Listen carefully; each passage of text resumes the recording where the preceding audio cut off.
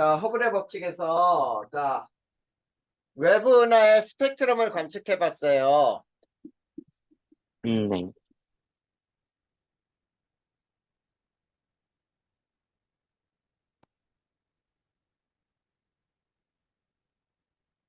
자, 외부 은하의 스펙트럼을 관측했더니 대부분의 은하에서 적색 편의가 나타났어. 네.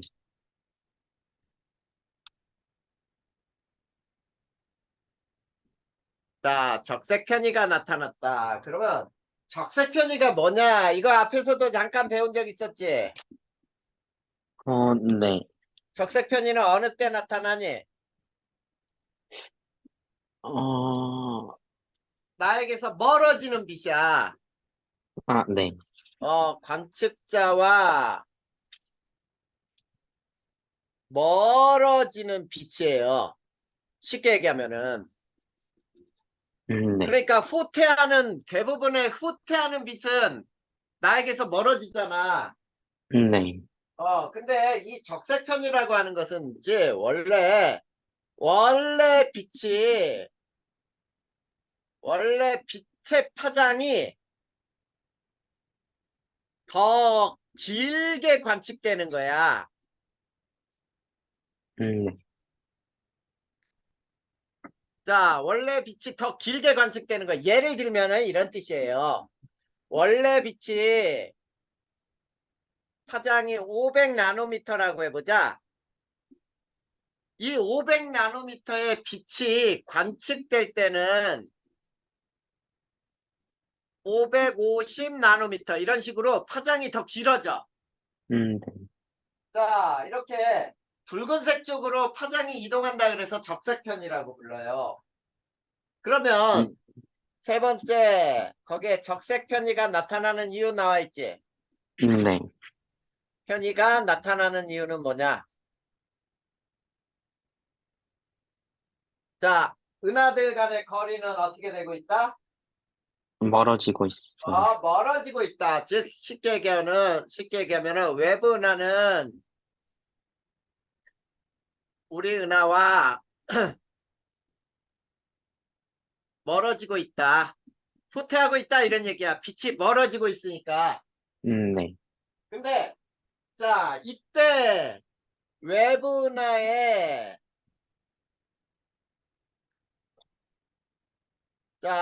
편의량과 후퇴 속도에는 어떤 관계가 있는지 이거 되게 중요해요. 네. 굉장히 중요해. 그러면 후퇴 속도는 어떻게 표현되냐면 V는 람다분의 델타 람다 곱하기 C 이렇게 표현된대. 요 식은 무조건 외워야 돼. 네. 무조건 외워야 된다. 이거 굉장히 중요한 식이에요. 네. 자, 그랬을 때 V가 뭐냐면 후퇴 속도.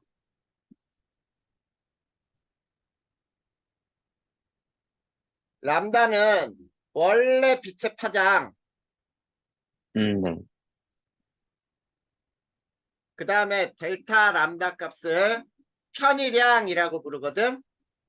네. 그리고 C는 빛의 속도예요. 네. 빛의 속도는 30만 킬로미터 퍼 세크야. 네. 30만 킬로미터 퍼 세크. 1초에 30만 킬로미터를 간다고. 이해되니? 네. 자, 요거를 우리는 이 외분의 편의량과 후퇴 속도라고 불러. 거기 밑에 그림 나와 있지? 네. 자, 원래 파장의 값이 400, 500, 600, 700 이렇게 나와 있는데 네. 어느 날은 400짜리가 조금 더 오른쪽으로 이동했죠. 네. 500짜리도 오른쪽으로 이동했고 근데 매우 먼 은하를 봐봐. 네. 그게 더 오른쪽으로 많이 갔지. 네. 이런 관계가 있는 거야. 그래서 편의량이 클수록 후퇴 속도가 더 빠르다 이런 얘기가 되죠. 네. 그래서 이제 두 번째 허블의 법칙이 나오는데 자, 이 허블의 법칙은 뭐냐라고 하면, 자, 거기 봐봐. 후퇴 속도는 그 은하까지의 거리에 비례한다. 이렇게 나와 있죠. 네. 은하의 후퇴 속도는 그 은하까지의 거리에 비례한다. 이게 바로 허블의 법칙이야. 그래서 후퇴 속도 V는 HR 이렇게 표현되죠. 맞니? 네. 자, V는 역시 똑같이 후퇴 네. 속도야. H는 네. 허블 상수, R은 거리예요. 은하까지의 거리. 네. 자, 그랬을 때 이 허블 상수 H가 뭘 의미하느냐라고 할 때 허블 상수는 이런 뜻이야. 자, 외부 은하와 후퇴 속도 거리 관계를 나타내는 상수예요. 그래서 후퇴 속도와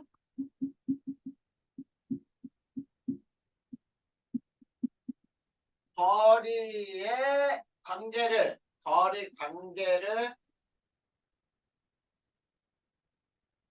나타내는 상수인데, 네.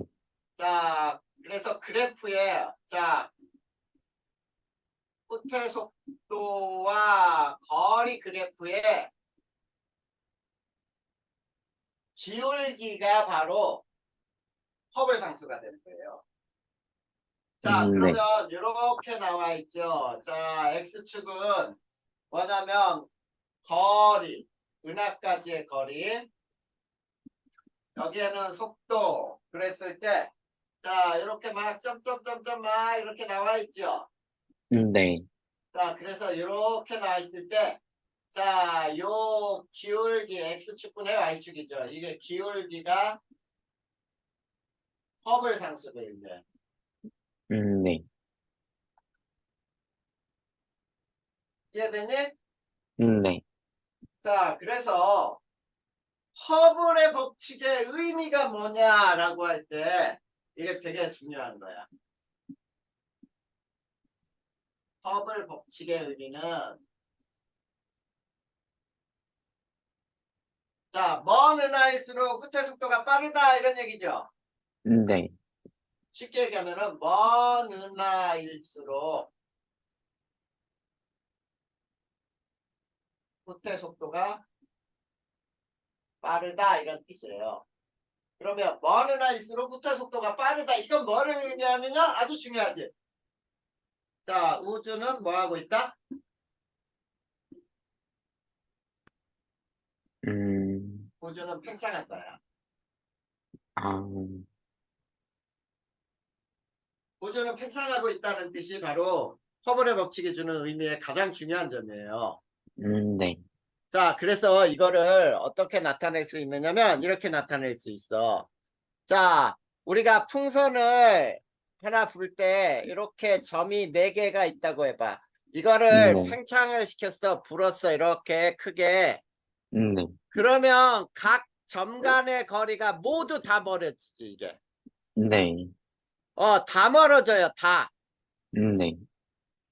자, 그러면은 다 멀어지려면은 멀리 있는 은하일수록 더 빠르게 멀어져야 두 은하끼리의 관계가 멀어지겠지. 네. 그래서 요 두 개의 식을 합칠 거예요. 요 식도 매우 중요해요, 요 식.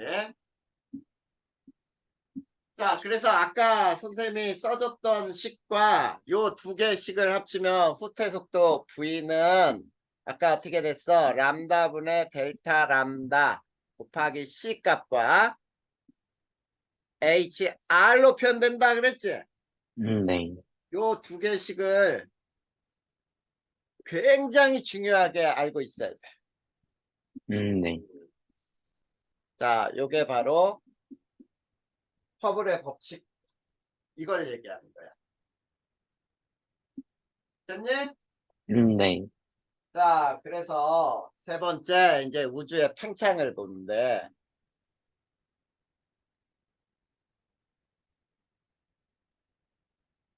자, 우주의 팽창을 볼 때, 자, 팽창하는 우주의 중심은 있다, 없다?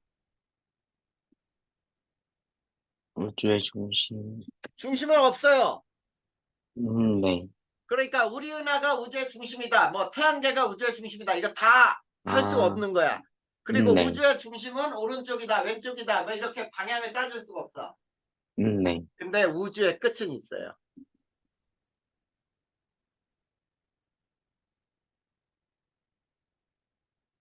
알겠니? 네. 자, 그러면 첫 번째 우주의 나이는 어떻게 계산하는지 보자. 자, 속력은 뭐분의 뭐죠? 시간분의 거리. 시간분의 거리. 그러면 시간은 어떻게 되죠? 시간은 속력분의 거리. 속력분의 거리지. 자, 이거 봐봐. 자, 그러면 시간 t는 속력 v분의 거리 r이 되죠? 네. v분의 거리 r. 맞지? 네. v는 아까 뭐라 그랬어? hr이라 그랬니? HR. 네. 그렇지. 자, 그러면 결국은 뭐가 돼? H분의 1이요. 그렇지. 그래서 우주의 나이는 허블 상수의 역수가 우주의 나이죠. 네. 그러면 자, 허블 상수가 클수록 우주의 나이는 어떻게 될까? 작아요. 아, 그렇지. 허블 상수가 클수록 허블 상수가 클수록 우주 나이는 적다. 그쵸? 네. 이거를 알 수 있어. 이게 우주의 나이예요. 자, 그러면 또 우주의 크기는 어떻게 구할 수 없을까라는 거야. 네. 우주의 크기도 구할 수 있어요. 자, 두 번째 봐봐. 우주의 크기. 이거는 또 어떻게 계산하는지 봐봐. 자, 관측 가능한 우주의 크기는 있지. 네. 우주 크기는 자, 후퇴 속도의 최대값이 얼마냐면 가장 멀리 있는 은하가 가장 멀리 또 있으면은 가장 빠르게 후퇴하겠지. 네. 그래서 관측 가능한 우주 크기는 후퇴 속도 가장 큰 빛의 속도일 때거든. 네. 자, 그러면 잘 봐. 후퇴 속도는 V는 어떻게 표현한다 그랬어요? HR이라 그랬지. 네. 근데 여기서 이 후퇴 속도가 가장 큰 이게 빛의 속도일 때가 가장 큰 거야. 네. 빛의 속도로 치환하면 C는 HR이니 네. 이건 빛의 속도니까 맞지? 네. 자, 그러면은 빛의 속도로 후퇴하는 우주의 R은 이게 R이 거리 아니야? 네. 그러면 H분의 C요. C 이게 바로 우주의 크기가 돼.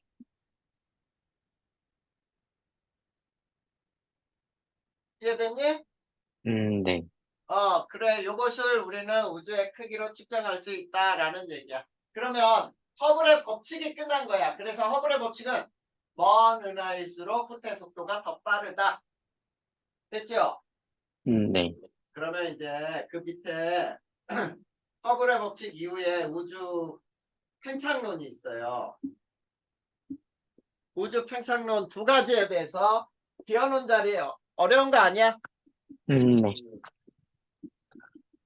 허블 법칙 이후에 우주 팽창론에는 두 가지가 있어.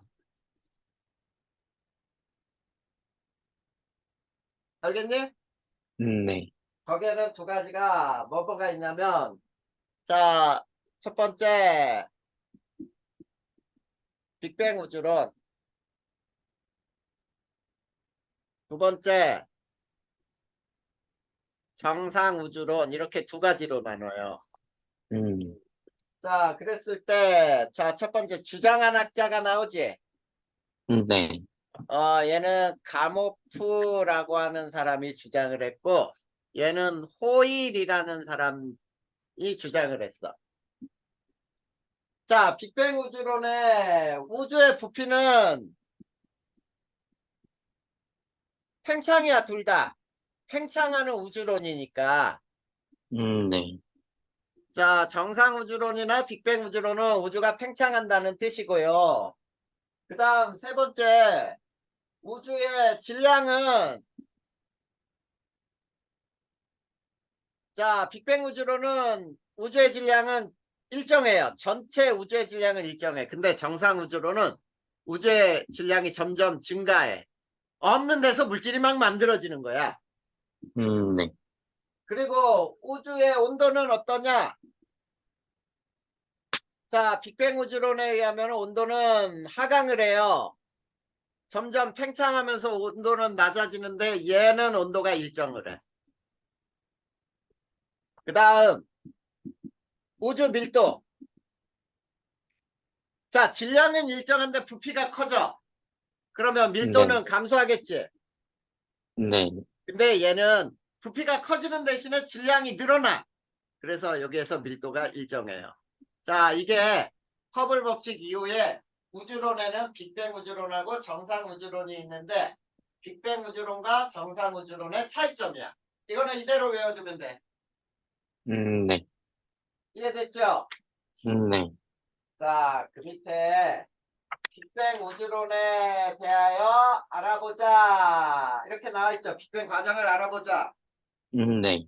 요거는 간단하게 선생님이 이제 쭉 설명하는 거.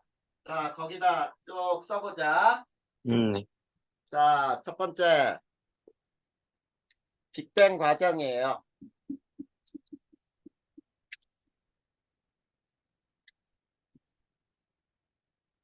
빅뱅 시 일어난 사실들을 배울 거야. 자, 첫 네. 번째, 우주 생성은 약 138억 년 전 고밀도, 고에너지 한 점이 폭발을 해요. 이걸 빅뱅 대폭발설이라고 부르는 거야. 알겠지? 네. 네. 이때 우주가 생성되기 시작한 거야. 자, 그런데 여기에서 이제 이걸 배울 거예요. 빅뱅 3분 이내에 일어났던 일들이 뭐가 있는지를 살펴볼 거야. 첫 번째, 3분 이내에 자, 기본 입자들이 존재했어요.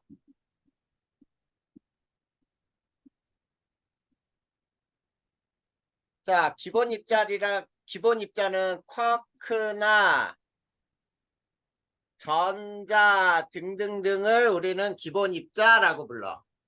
네. 자, 이런 기본 입자들이 존재했는데 이 기본 입자들에 의해서 자, 제일 먼저 양성자가 만들어져. 자, 양성자는 쿼크가 U쿼크, 업쿼크라고도 불러요. 두 개하고 다운쿼크, D쿼크 한 개가 융합해서 양성자가 만들어져. 자, U쿼크는 플러스 3분의 2의 전하량을 갖고 D쿼크가 마이너스 3분의 1의 전하량을 갖거든. 네. 3분의 2짜리 두 개면 3분의 4지. 네. 거기에서 3분의 1을 빼면 3분의 3이니까 1이죠. 네. 그래서 양성자는 플러스 1이라고 치거든. 자, 양성자가 만들어진 다음에 세 번째 중성자가 만들어졌어요. 자, 중성자는 U쿼크하고 개수가 U쿼크 하나하고 D쿼크가 두 개야. 그러면 전하량은 0이 되겠지. 네. 그래. 이렇게 계속 만들어졌는데, 처음에는 있지, 봐봐. 자, 네 번째. 자, 초기에는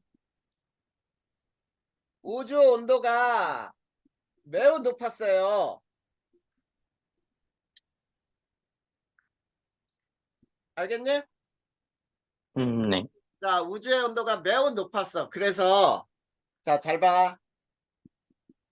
양성자가 에너지를 흡수해서 중성자가 되고, 자, 또, 중성자가 에너지를 방출하면서 양성자가 돼. 양성자가 되면서 에너지를 방출을 해. 자, 이 두 반응이 동일하게 일어났어요. 알겠니? 네. 자, 이렇게 동일하게 발생하면은, 자, 다섯 번째. 그러면 초기에 양성자 대 중성자 수 비는 몇 대 몇이었을까?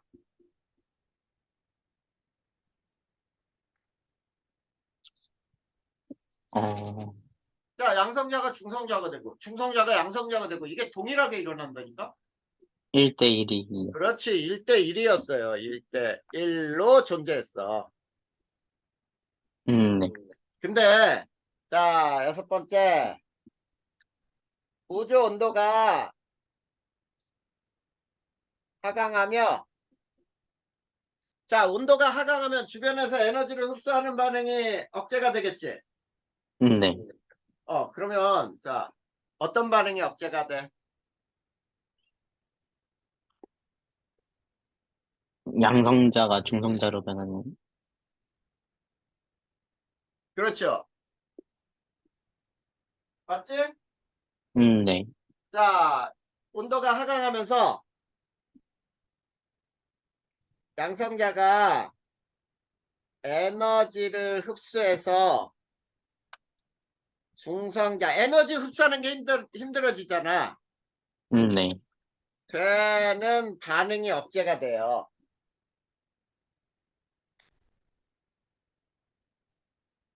자, 이렇게 억제되다 보니까 잘 봐.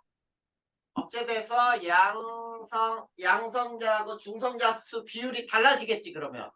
네. 양성자 대 중성자 수비가 7대1이 돼요.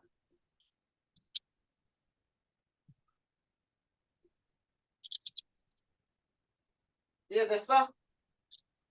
네. 자, 양성자가 중성자 되는 반응이 억제되니까 양성자는 많아지고 중성자는 적어졌지. 7대1로. 아, 네. 이게 3분대에 일어났던 거야. 알겠지? 네. 그 다음에 빅뱅 3분 후에는 헬륨 원자핵이 만들어지거든? 네. 자, 헬륨 원자핵이 생성되는데, 자, 요게 하나, 둘, 셋, 넷, 다섯, 여섯, 일곱. 하나, 둘, 셋, 넷, 다섯, 여섯, 일곱. 이게 양성자야. 양성자가 뭐냐면 수소 원자핵이에요. 네. 자, 수소 원자핵. 그 다음에 중성자가 7대1이니까 두 개가 있으면 되지. 네. 요게 중성자야. 알겠네? 네. 그러면 이렇게 결합한 게 헬륨 원자핵이야.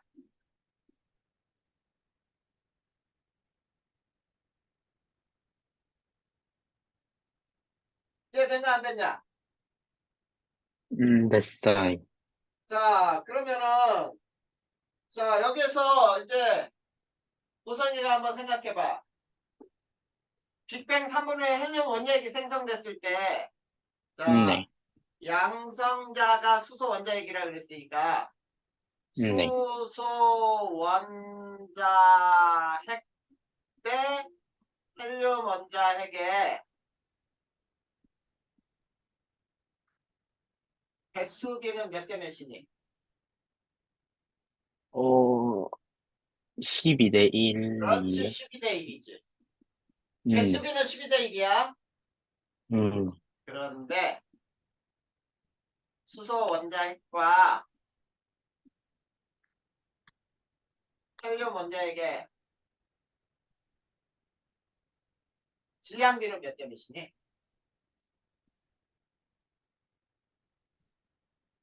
3대 1이요. 그렇죠, 3대 1이다. 이거 되게 중요한 거야. 자, 수소 원자핵과 헬륨 원자핵의 질량비가 3대 1이지. 네. 자, 이게 빅뱅의 한 증거예요.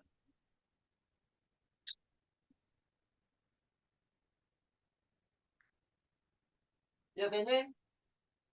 네. 빅뱅의 한 증거가 바로 수소 원자핵과 헬륨 원자핵의 질량비가 3대 1이라는 거야. 네. 이해됐어요? 네. 이게 바로 빅뱅 3분 만에, 3분 후에 일어난 사실이에요. 자, 그런데 세 번째가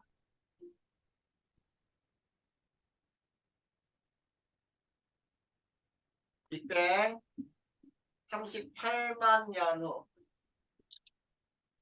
자, 이게 중요해. 첫 번째. 우주의 온도가 3000K로 낮아져요.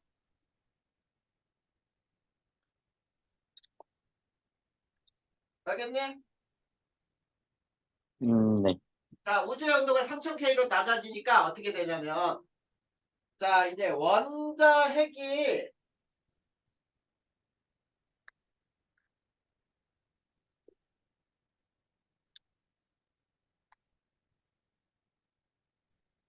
자, 이제 어떻게 되냐면, 원자핵이 전자를 끌어당겨 중성 원자가 만들어져.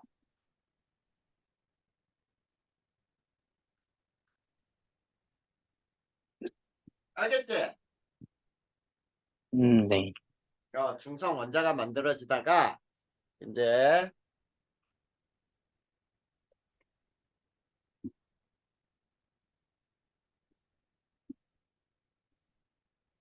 자 이렇게 중성 원자가 될 때 세 번째 물질 속에 갇혀 있던 빛이 온 우주로 방출이 돼요. 자, 요 방출된 빛을 우리가 뭐라고 부르는지 혹시 기억나? 어, 이게 우주 배경 복사 에너지라고 불러. 음, 우주 배경 복사 에너지는 자 빅뱅의 가장 강력한 증거가 돼요. 알겠지? 네. 보성아, 네. 어, 조금만 쉬었다가 해보자. 선생님 화장실 좀 갔다 올게. 아, 네. 어?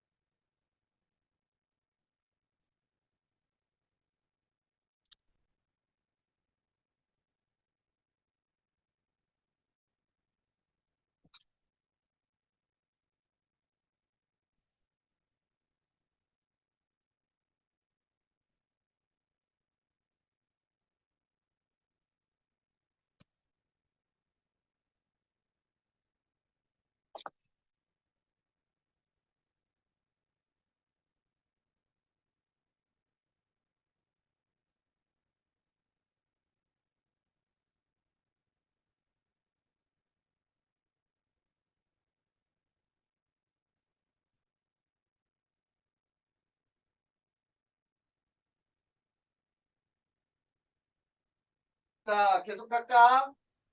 네. 자, 이제 물질 속에 갇혀있던 빛이 온 우주로 방출돼 있는데 이게 온 우주에서 방출되는 발견되는 우주 배경 복사 에너지라고 불러.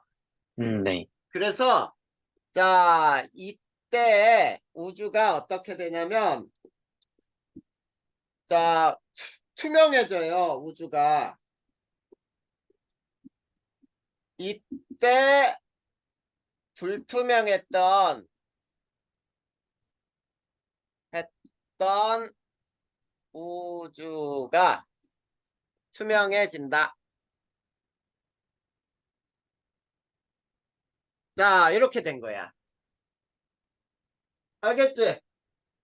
네. 자, 쉽게 얘기하면 이런 뜻이에요. 원자핵이, 여기 원자핵이 있고, 전자들이 있고, 원자핵이 있고, 전자들이 이렇게 막 나열되다 보니까, 빛이 있지, 여기에서 얘네들하고 충돌하면서 바깥으로 빠져나오지 못했거든.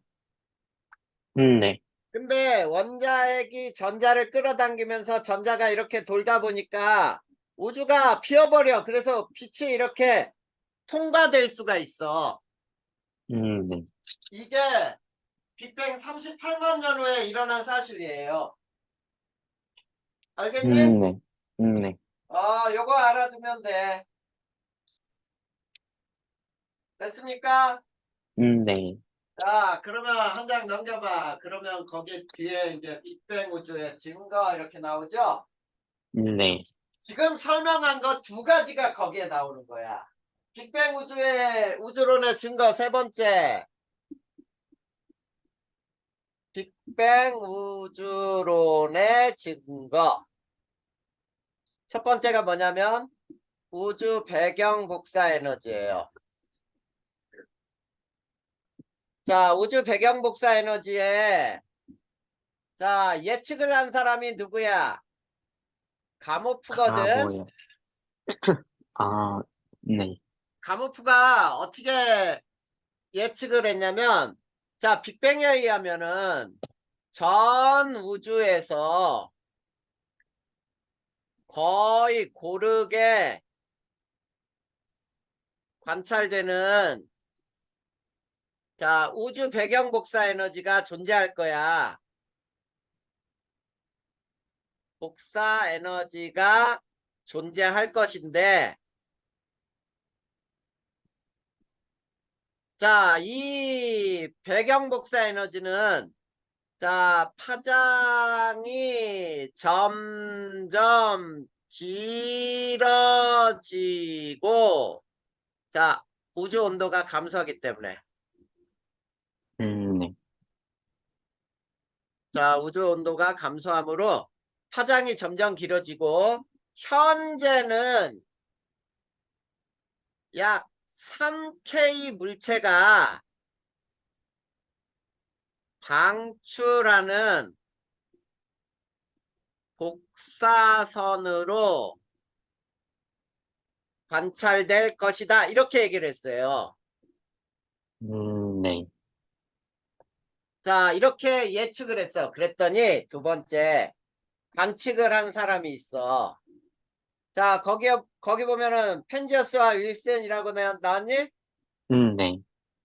펜지어스와 윌슨이라는 사람이 자, 뭘 발견했냐면 전 우주에서 거의 고르게 관측되는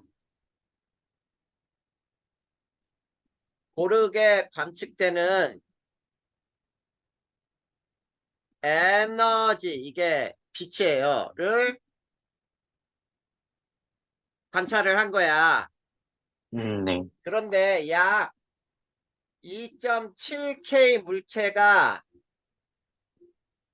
방출하는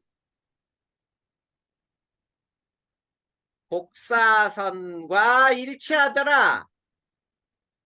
이거를 알아낸 거예요. 네. 그러니까 쉽게 얘기하면 안테나 있지, 안테나. 네. 안테나로 전 우주에서 존재하는 전파를 관측한 거야. 네. 전 우주에서 고르게 거의 관측되더라. 그래서 그 밑에 보면은 이런 그림이 나와 있죠. 자, 거기에 복사선의 세기 해가지고 이렇게 나와 있지. 복사선의 세기에서 이런 식으로. 네. 자, 얘는 3K 물체, 2.7K 물체의 복사선이죠. 네. 물체의 복사선. 요거를 관측을 한 거예요. 이해됐니? 네. 네.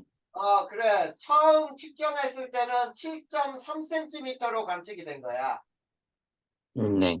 자, 그런데 그 밑에 이제 설명 쭉 나와 있는데 봐봐. 거기 또 그림 나와 있지. 맨 처음에 펜지어스와 윌슨의 지상 관측. 전 우주에서 거의 뿌옇게 나와 있죠. 네. 그 다음에 코비 위성 해가지고 고르게 나타나는데 약간 색깔이 다르지. 네. 그 다음에 2003년에 WMAP이라 그래서 망원경으로 관측한 거. 그 다음에 플랑크 망원경으로 관측한 게 굉장히 더 정밀하게 관측이 된 거야. 네. 그가 그래서 빅뱅 우주론의 예측에 의해서 관측이 된 거니까 이거는 빅뱅 우주론의 증거다 이런 얘기지. 네. 그 다음 두 번째, 우주에 존재하는 수소와 헬륨액의 질량비예요. 헬륨의 질량비. 자, 아까 질량비가 예측은 빅뱅 우주론에 의해서 빅뱅에 의한 질량비가 몇 대 몇일 것이다? 7대 1이, 그건 개수비. 질량빈 3대 1이요. 그렇지. 질량비는 3대 1로 존재할 것이다. 이렇게 예측을 했어. 네. 그런데 이게 관측이 됐어요. 자, 스펙트럼에 흡수선을 분석하여 흡수선 세기를 분석해서 질량비가 3대 1임을 밝혀냈어요. 자, 그래서 빅뱅 우주론의 증거 두 가지가 다 발견이 되는 거야. 네. 이해됐죠? 네. 이렇게 해서 빅뱅 우주론의 증거 끝났어. 여기까지 어려운 거 있어 없어? 괜찮아요. 자, 그러면 자, 다음 장 65쪽으로 넘어가 보자. 자, 65쪽에 보면 빅뱅 우주론의 한계 나와 있죠. 네. 빅뱅 우주론으로 설명할 수 없는 게 있어. 세 번째, 빅뱅 우주론의 한계가 세 가지 관점이 있어요. 자, 첫 번째는 뭐냐면 우주의 지평선 문제야. 우주의 지평선 문제. 자, 봐봐. 우주의 끝과 끝은 너무나 멀죠? 네. 끝과 끝은 너무 멀어. 물질이나 에너지 교환이 될 수 있어 없어? 없어요. 없죠. 에너지 교환이 불가능해. 알겠니? 네. 근데 전 우주에서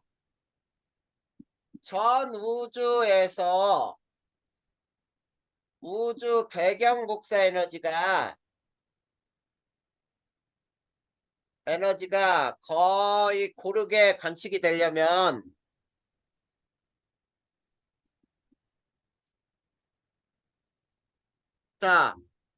전 우주에서 배경 복사 에너지가 고르게 관측된다는 얘기는 뭐니? 우주의 끝과 끝에서 물질 교환이 있었다는 얘기니? 어, 네. 자, 물질이 고르게 다 섞여 있어야 되잖아. 네. 그래. 근데 우주는 팽창하면서 우주는 커지잖아. 네. 그래, 그러면은 우주의 끝과 끝에서 물질 교환이 일어나야 되면, 물질 교환 등이 일어나야만 가능해. 네. 자, 일어나야만 가능해. 근데 우주의 끝과 끝은 너무 멀어서 물질 교환이나 에너지 교환이 안 된다 그랬잖아. 네. 이거 설명 못 하잖아. 네. 그래, 그래서 우주의 지평선 문제를 설명하지 못했어. 그 다음 두 번째, 우주의 편평성 문제. 자, 우주의 편평성은, 우주는 편평하단 말이야. 네. 자, 우주는 편평하려면 특정한 밀도 값이 있어야 돼요. 밀도 값이 존재해야 한다. 그러니까 우주가 편평하려면 이제 일정하게 밀도가 유지가 돼야 돼. 특정한 밀도에서. 네. 근데 우주는 팽창하면서 밀도가 어떻게 되니? 줄어들어. 밀도가 감소하잖아. 네. 그러면은 우주는 특정한 밀도 값이 존재해야 되는데 우주는 계속 밀도가 감소해. 설명할 수 음, 있어? 없어요. 없잖아. 이 두 가지 문제가 또 설명이 안 돼. 그 다음에 세 번째. 자기 홀극의 문제. 자기 홀극이라는 건 뭐냐면, 자, 자석은 N극과 S극이 반드시 함께 존재하지. 네. 한쪽이 N극이면 한쪽은 S극. 그치? 네. 이때 빅뱅 초기에는 S극만, N극만 존재하는 자기가 있었단 얘기야. 네. 자기 홀극이 존재했었다. 해야 한다야. 네. 근데 봐봐. 지금 현재 자기 홀극 관측돼? 안 돼? 안 돼. 안 되지. 무슨 말인지 알겠니? 네. 지금 현재는 N극만 가진 자석, S극만 가진 자석은 없단 말이야. 네. 자, 이 세 가지 문제가 빅뱅의 한계점이야. 빅뱅 우주론으로 설명이 안 되는 이론이에요. 네. 이해됐어? 네. 그래서 뭐가 나오냐면 급팽창 이론이 나와. 자, 이거는 인플레이션 이론이라고 불러요. 자, 인플레이션 이론은 이렇게 되는 거야. 자, 빅뱅 우주의 한계를 설명하기 위해 제안이 됐어요. 알겠니? 네. 그래서 굉장히 빠르게 우주가 빛의 속도보다 더 빠르게 팽창했다는 뜻이야. 자, 네. 빅뱅 초기 우주는 빛의 속도보다 빠르게 팽창했다. 라고 하는 게 바로 급팽창 이론이에요. 그러면 급팽창 이론을 그림으로 한번 설명해 볼 테니까 봐봐. 자, 우주의 크기, 여기가 우주 크기인데, 자, 우주 크기가 이렇게 되다가 여기서 급격하게 증가해. 그리고 이렇게 증가하거든? 네. 여기가 급팽창이지. 네. 자, 그랬을 때, 자, 여기서 이제 알아둬봐. 자, 급팽창 전은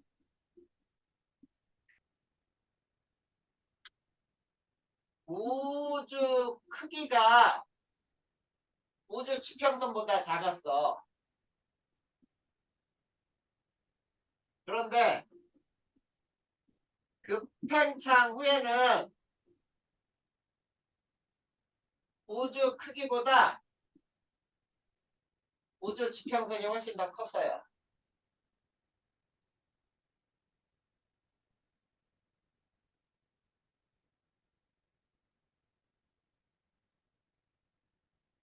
자, 잠깐만. 우주 크기 잘못됐다. 우주 크기가 우주 지평선보다 작았고 이게 반대로 된다. 자, 실제 우주 크기가 우주 지평선보다 작았고 그 다음에 급팽창 후에는 우주 크기가 우주 지평선보다 훨씬 컸어요.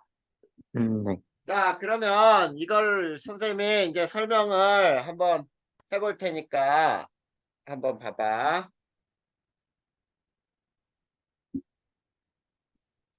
자, 급팽창전은 요게 우주야. 네. 그리고 요 점선이 우주의 지평선이에요. 네. 근데 급팽창 후에는 자, 우주의 크기가 이렇게 굉장히 커졌어. 네. 이게 우주고 그 다음에 이게 우주의 지평선이야. 네. 무슨 말인지 알겠어? 네. 자, 그러면 이걸로 뭘 설명하는지 봐봐. 처음에 급팽창 전은 우주가 조그맣지? 네.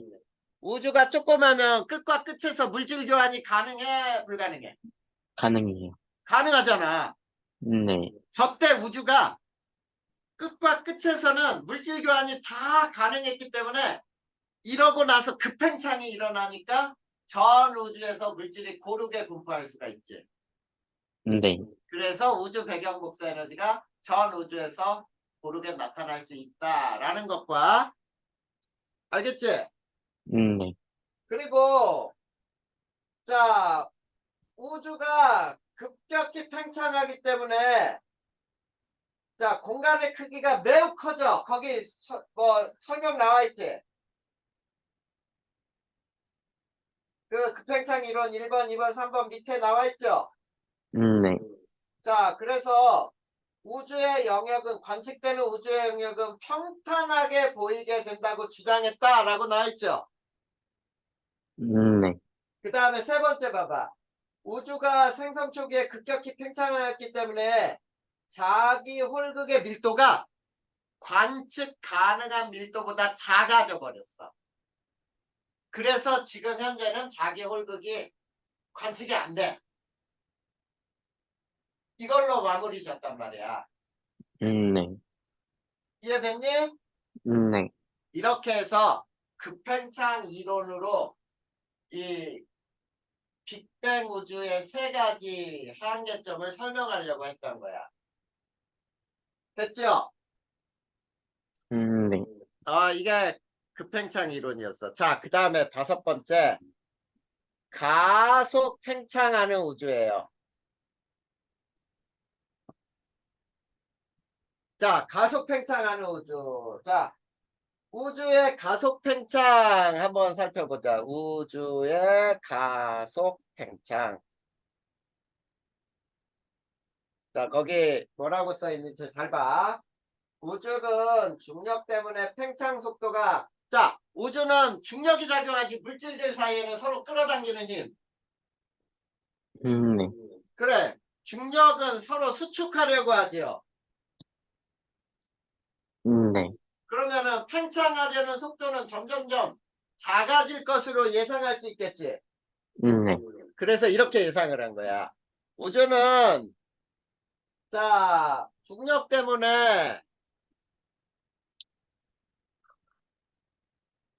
팽창 속도가 점점 감소할 것으로 예상했단 말이야. 네. 예상하였으나 근데 어떻게 됐니? 점점 빨라지고 있어. 하였으나 실제는 관측 결과 자, 팽창 속도가 더 빨라지고 있어. 더 빨라지고 있다. 라는 걸 알아낸 거야. 근데 그걸 뭘로 알아냈냐면 I1A형 초신성 밝기로 형 초신성 관측을 했어요. 자, 이 초신성 관측은 어떻게 관측을 했냐면 자, 우주가 감속 팽창한다면은 자, 일정한 속도로 멀어지는 은하보다 작겠지? 네. 우주가 감속 팽창한다면 자, 요걸 잘 알아야 돼. 우주가 감속 팽창한다면 일정한 속도로 멀어지는 우주보다 가깝게 있어야지. 네. 자, 이게 무슨 말이냐면 이런 뜻이야. 여기 그림으로 한번 설명해 볼 테니까 봐봐. 자, 여기가 이제 우주 중심이라고 한번 해보자. 일정한 속도로 멀어지는 게 일정 속도로 멀어지는 우주가 여기 끝이야. 네. 일정 속도야, 일정 속도. 알겠냐? 네. 근데 여기에서 멀어지는 속도가 감속 팽창이야. 그러면 속도가 점점점 감소하는 우주의 크기는 더 작아지지. 네. 그러면 봐봐. 우리 은하가 우리가 여기 있다고 보자. 여기에서 일정한 속도로 멀어지는 은하보다 더 가깝게 되겠지. 네. 더 가까우면 더 밝게 관측이 돼야지. 네. 밝게 관측되어야 하지만 실제 밝기는 더 어둡게 관측이 됐어. 네. 자, 더 어둡게 관측되었다는 얘기는 뭐냐면 이게 더 멀리 있다는 뜻이야. 더 멀리 있다. 맞아? 네. 더 멀리 있으니까 더 어둡게 관측이 된 거야. 그러면 네. 일정한 속도로 멀어지는 은하보다 더 멀리 있으려면 뭐야? 속도가 더 빨라지고 있다. 이런 뜻이 되는 거지. 네. 그래서 우주는 가속 팽창한다. 이런 뜻이에요. 됐냐 안 됐냐? 됐어요. 우주는 가속 팽창하는 것이 이제 밝혀진 거예요.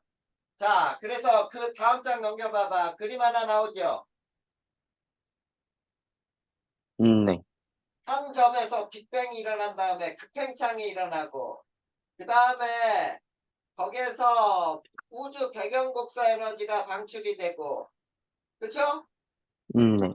우주 배경 복사 에너지가 방출될 때는 우주가 뿌였지. 네. 그러다가 우주 배경 복사 에너지가 방출된 다음에는 우주가 투명하면서 막 별들 막 우주 밝고 어두운 점이 이렇게 다 보이죠? 맞니?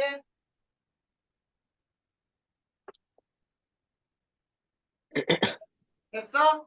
네. 그러다가 잘 봐. 한 점에서 급격히 팽창한 다음에 이렇게 되다가 요 끝이 이렇게 또 벌어지지. 네.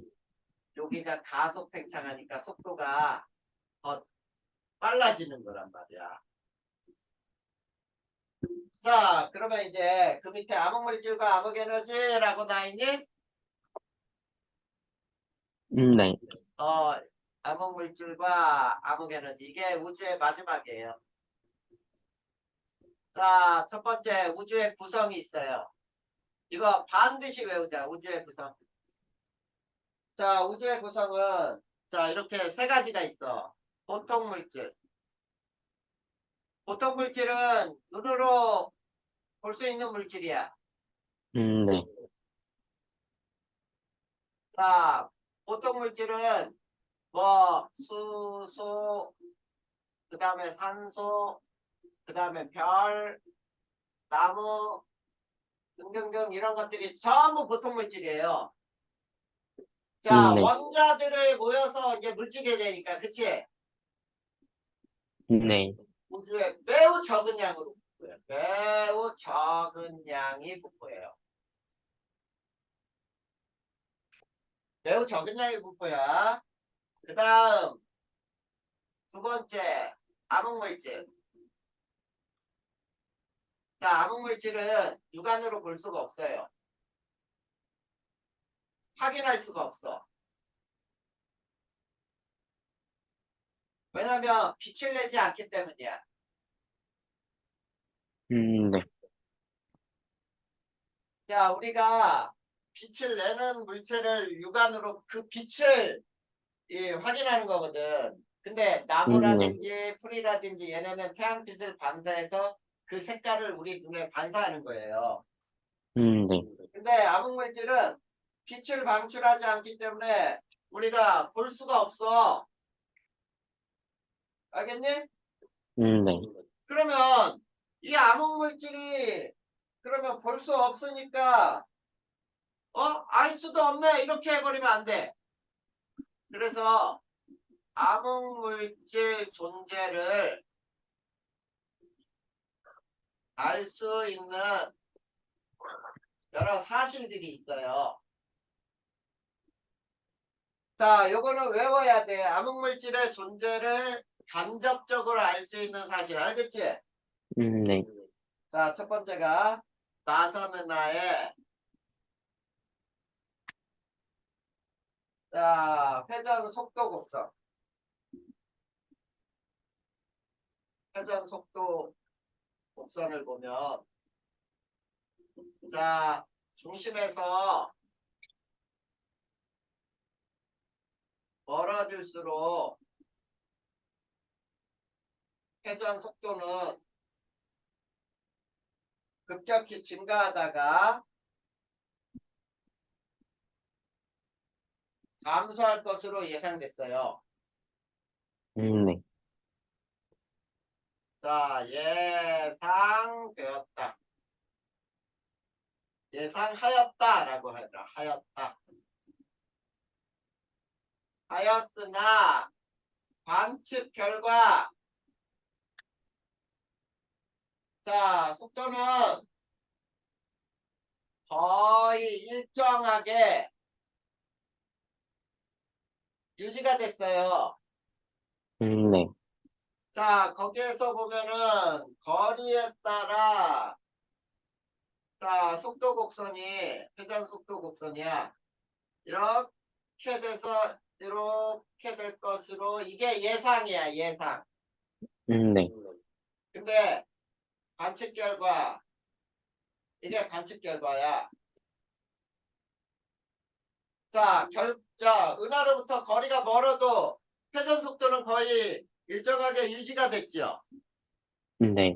그러면 왜 일정하게 유지됐느냐라고 하면은 자, 은하 중심으로부터 멀어져도 그 안에 암흑물질이 존재해. 암흑물질이 존재해서 이 암흑물질이 끌어당기는 힘으로 회전 속도를 일정하게 유지시켜 주더라는 얘기야. 네. 그래서 암흑물질의 간접적으로 존재를 확인할 수 있는 거고, 두 번째, 자, 또 뭐가 있냐면 어떤 물질을 빛이 지날 때 질량이 큰 물질들이 있으면은 빛이 휘어진다 그랬지. 맞아요? 네. 네. 그게 미세 중력 렌즈 현상이야. 즉 무슨 얘기냐면 빛이 진행하다 암흑물질 주위를 지날 때 암흑물질은 중력이 작용하거든. 중력 때문에 진로가 휘어지는 현상이 나타나. 자, 쉽게 얘기하면 여기에 암흑물질이 있어. 네. 자, 이 암흑물질 주변에 여기에서 빛이 자, 이렇게 지나가야 돼. 관측자 여기 있어. 네. 자, 관측자는 이 빛을 볼 수 없죠. 네. 근데 여기에서 암흑물질 주변을 지날 때 이 빛이 이렇게 휘어지면서 관측자에게 휘어져서 도달할 수 있더란 말이야. 네. 이런 현상이 일어나는 게 이 암흑물질 때문이야. 이 암흑물질의 중력 때문에. 네. 그러니까 암흑물질이 저게는 눈에는 보이지 않지만 뭔가가 존재한다 이런 얘기죠. 됐니? 네. 자, 그 다음 세 번째가 은하단에 속한 은하들이 자, 은하단에서 이탈할 것으로 은하단에서 이탈할 것으로 예상되었으나 이탈하지 않았어요. 네. 이탈하지 않았다는 얘기는 뭔가가 강하게 끌어당기는 게 있다라는 얘기지. 네. 왜냐면 은하단이라는 건 뭐냐면 은하들이 굉장히 많이 모여 있는 게 은하단이야. 은하들이 모임. 근데 네. 은하와 은하는 아까도 얘기했지만 서로 멀어지지. 네. 멀어지고 멀어지다 보면은 은하단에서 떨어져 나갈 것으로 예상할 수 있겠지. 네. 근데 은하단에서 떨어져 나가지 못하고 그 은하단에 계속 묶여 있어. 그건 무슨 말이냐면 그 은하가 서로 멀어지더라도 그 은하단에서 튕겨져 나가지 않을 정도로 끌어당기고 있다는 게 뭔가가 있는 거거든. 네. 그게 바로 암흑물질이다 이런 뜻이었어요. 됐니? 네. 네. 자, 이제 암흑에너지를 배울 거야. 자, 네 번째 암흑에너지.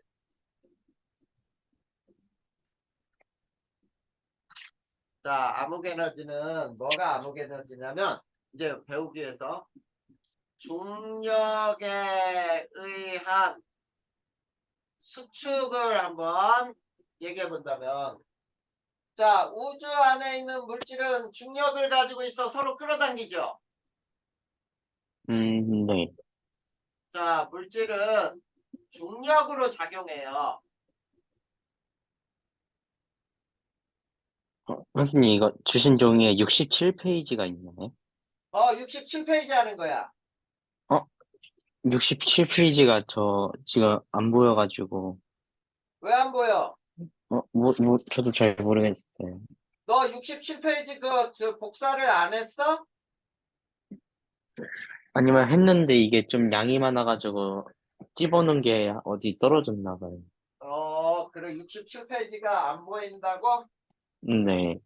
그러면 67페이지하고 8페이지가 마지막이니까 그거 사진 찍어서 보내줄게. 네.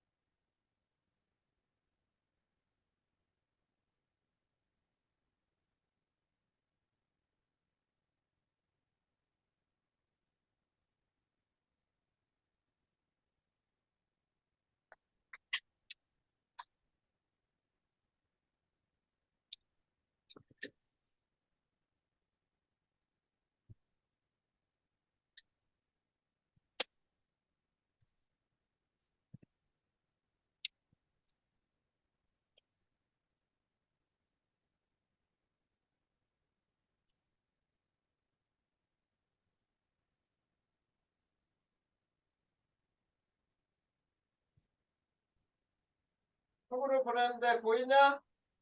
네. 그거야. 네. 자, 그래서 자 보면은 자 물질은 중력으로 작용하여 자 서로 끌어당기겠죠. 네. 자 끌어당기니까 자 팽창시키는 어떤 에너지가 없다면 팽창시키는 어떤 에너지가 없다면 어떻게 되겠니? 다시 수축해야 되죠. 네. 다시 수축해야 한다. 이게 중력 때문이야. 알겠니? 네. 근데 관측 결과, 자, 관측 결과를 보니까 우주는 더 큰, 어떤 큰 힘으로 우주를 팽창시키고 있어. 더 빨라지고 있어. 네.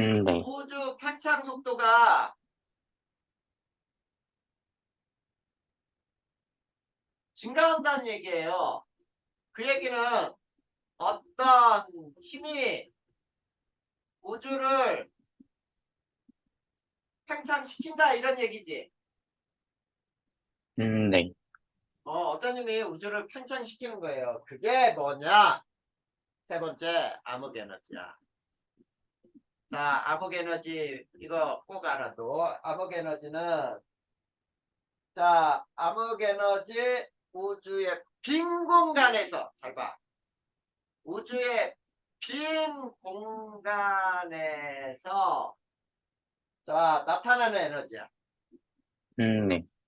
나타나는 에너지로 우주 가속 팽창의 원동력이에요. 네. 자, 그러면 가속 팽창의 원동력인데, 자, 우주 크기가 커질수록 우주가 팽창할수록 암흑 에너지의 양은 어떻게 되니? 음, 자, 우주가 증, 조금했을 때는 빈 공간이 없을 거 아니야, 거의. 네. 근데 우주가 팽창하면 팽창할수록 빈 공간이 많아질 거 아니야. 네. 그럼 빈 공간에서 나타나는 에너지라 그랬으니까 우주가 팽창할수록 빈 공간은 커지니까 우주가 팽창할수록 암흑 에너지의 양은 많아져요. 그래 많아진다지. 그러니까 암흑 에너지가 많아지면 많아질수록 우주의 팽창 속도는 더 빨라지겠지. 네. 그렇게 따지는 거란 말이야. 네. 알겠어요? 네. 자, 그러면 이제 암흑 물질과 암흑 에너지의 역할이라고 나오죠. 네. 암흑 물질과 암흑 에너지 역할. 자, 암흑 물질은 중력으로 작용하겠죠. 네. 어, 그래서 이렇게 되는 거야. 이건 눈에 보이지는 않으나 중력으로 작용해요. 자, 중력으로 작용하면 물질이 모이려고 하겠지. 네. 그래서 물질을 끌어당기겠죠. 네. 물질을 끌어당겨. 그래서 은하나 별이 생기는데 중요한 역할을 하겠지. 네. 별 또는 은하 생성에 중요하게 작용하는 것이 바로 암흑물질이에요. 근데 암흑 에너지는 자, 빈 공간에서 나오는 에너지라 그랬잖아. 네. 그래서 이렇게 알아두면 돼. 가속 팽창 우주의 원동력이다. 아까 빈 공간에서 나오는 에너지라고 했으니까 이거는 다시 쓸 필요 없잖아. 네. 알겠죠? 네. 자, 그래서 이제 여섯 번째, 우주의 미래. 자, 우주의 미래는 어떻게 어떻게 변할 것이냐. 자, 우주 구성물질. 요거 외워야 돼. 자, 우주의 구성물질은, 고통물질은 제일 조금 있다 그랬지. 네. 보통 물질은 눈에 보이는 물질이야. 우리 눈에 보이는 물질은 우주에 굉장히 작아요. 4.9%밖에 없어. 전 우주에. 그 네. 다음에 많은 물질이 암흑 물질이에요. 암흑 물질은 26.8%를 차지해. 네. 그 다음에 암흑 에너지, 지금 현재는 암흑 에너지가 가장 많은 차지를 하는데 68.3%예요. 자, 이게 우주의 구성 물질이야. 네. 됐니? 네. 자, 우주의 미래를 결정하는 요인이 있어요. 자, 그게 뭐냐면 두 번째, 우주의 미래. 자, 우주의 미래를 결정하기 위해서는 우선 자, 임계밀도라는 말이 뭔지 한번 보자. 임계밀도. 자, 임계밀도는 암흑 에너지가 없는 우주야. 네. 암흑 에너지가 없는 우주에서 암흑 에너지가 없으면 가속 팽창이 안 되겠죠. 네. 그러면 암흑 에너지가 없으니까 이제 물질들 간에 중력이 작용하다 보면 팽창 속도가 점점 감소하겠지. 네. 그치? 팽창 속도가 점점 감소하다가 팽창이 멈추겠지. 네. 그때 우주 밀도예요. 그래서 자, 암흑 에너지가 없는 우주에서 우주 팽창 속도가 점점 감소하다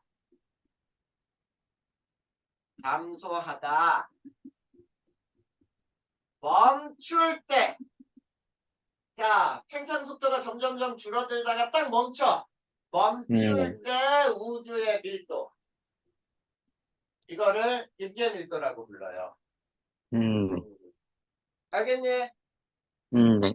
그러면 이제 두 번째, 우주 미래는 자, 암흑 에너지 없는 상태에서 자, 암흑 에너지가 없을 때 세 가지로 나눌 수 있어요. 자, 첫 번째가 열린 우주, 그 다음에 닫힌 우주, 그 다음에 평탄 우주, 이렇게 세 가지로 나눠. 네. 자, 그랬을 때 열린 우주는 자, 어떻게 되냐면 임계 밀도하고 우주 밀도를 따질 때 임계 밀도가 우주의 밀도보다 커요. 네. 그러니까 우주 밀도가 되게 작아. 그래서 이 경우에는 영원히 팽창하는 우주야. 영원히 팽창. 네. 자, 그리고 우리 곡률을 따질 때 곡률이라고 하는 거, 말 안장 같은 거 있지? 네. 말 안장 모양은 위쪽도 이렇게 쑥 들어가고 옆에도 이렇게 안으로 쑥 들어가지, 이렇게. 네. 맞아? 네. 그런 것들을 음의 곡률이라고 불러. 음의 곡률.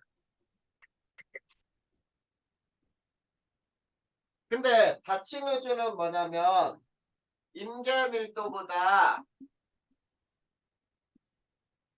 자, 우주 밀도가 커요.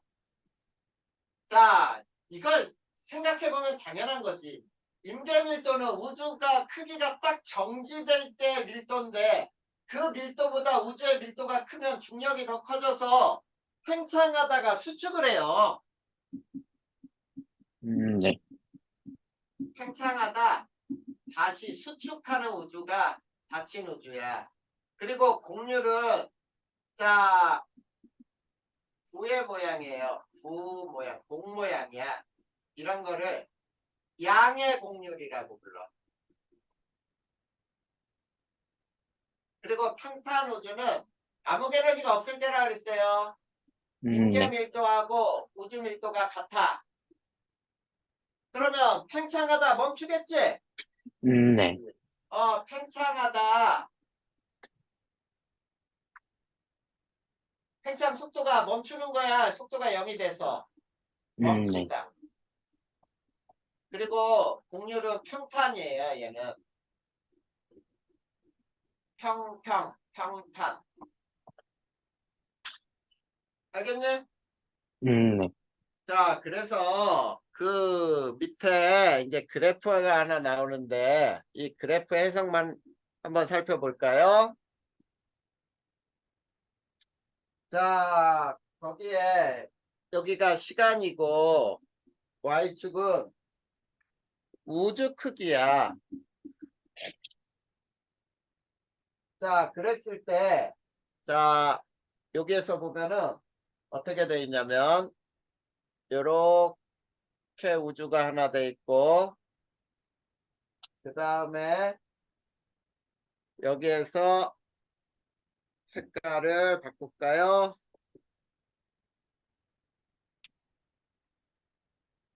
이렇게 되어 있는 우주가 있고 그 다음 자 이렇게 되어 있는 우주가 있는데 이 점이 세 점이 만나는 거야. 네. 여기가 현재예요. 자, 그랬을 때 가장 안쪽부터 여기가 닫힌 우주, 이게 평탄 우주, 이게 열린 우주 이렇게 되거든. 네. 자, 현재까지 중에서 자, 우주의 팽창 속도가 가장 큰 우주는 누구니? 열린 우주. 아니지. 자, 지금 우주의 크기가 여기잖아. 네. 닫힌 우주는 시간이 요만큼 걸렸지. 아, 네. 그래서 닫힌 우주는 이게 평탄 우주의 시간, 그리고 이게 열린 우주의 시간이잖아. 네. 그러면 팽창 속도가 가장 빠른 우주는 현재까지 누구? 닫힌 우주예요. 그래, 닫힌 우주다. 이해됐어? 네. 이렇게 돼서 자, 시간과 우주의 크기에 대한 기울기가 바로 이게 팽창 속도다라고 생각하면 돼. 네. 자, 그러면 한 장 넘겨봐. 그러면 이제 우주의 팽창 실제 모습 나오죠? 네. 우주 팽창의 실제 모습은 선생님이 빨간색으로 그려볼 테니까 봐. 빨간색으로 이렇게 됐다가 이렇게 됐다가 여기에서 이제 이렇게 돼요. 네. 이게 실제야. 자, 그럼 여기 봐. 이게 여기에서 급팽창이 일어났지. 네. 기울기가 감소했으니까 속도가 감소한 거지. 네. 그리고 여기에서 기울기가 증가하지. 네. 가속 팽창이죠. 네. 저거를 그 밑에 설명으로 쭉 놓은 거야. 68페이지. 네. 됐냐?